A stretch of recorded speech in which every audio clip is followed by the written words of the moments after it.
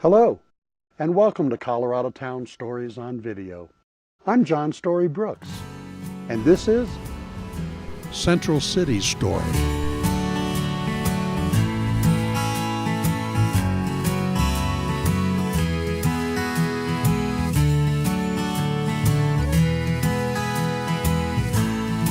In 1859, John Gregory discovered the Gregory Lode in Central City.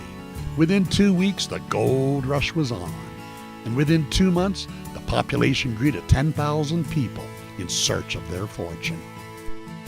William Byers, founder of the Rocky Mountain News, and some companions, pitched their tents on open ground, squarely in the middle of the mining district.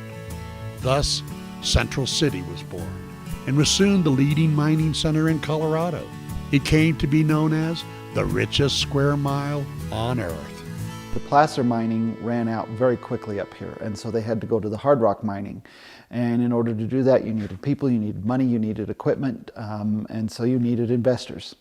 So they got families out here, women and children, very quickly. They got churches, they got schools. Not everyone in Colorado struck it rich, but those who settled in Central City were never hard up for wild times. In 1861 alone, Central City recorded 217 fistfights, 97 revolver fights, 11 Bowie knife fights, and 1 dog fight. Amazingly, nobody was killed. In 1872, the Teller House Hotel was built, said to be the finest hotel west of the Mississippi River. In 1873, President Ulysses S. Grant came to see his good friend Henry Teller and his new hotel.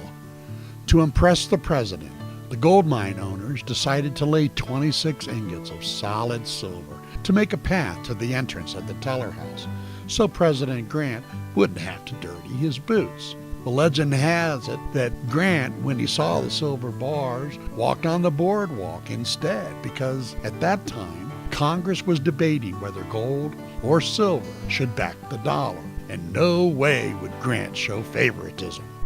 Then came the fire. In 1874, the whole town burnt to the ground. It was called the Great Fire of Central City back then. And it burned all the way up to the bank. And the only building that actually was left standing was the Teller House, and that was built in 1872. And the reason why is because it was built out of brick, and that's why it survived the fire. And so the mayor decided that after that, every building would be built in brick or stone from then on. And that's what we see today. And all the markings on the building, 1874. The grand opening of the Central City Opera House in 1878 started a tradition of community theater, from opera to vaudeville. The end of Pine Street was the location of the red light district. In 1900, Central City's most celebrated madam appeared on the census as a widow. Occupation, boarding house. Lou Bunch was the last operating madam in town. During an epidemic, Madam Lou Bunch and her girls provided generous nursing care to many sick and dying miners. So every year, Central City honors Madam Lou Bunch and Central City's heritage with a celebration on the third Saturday in June.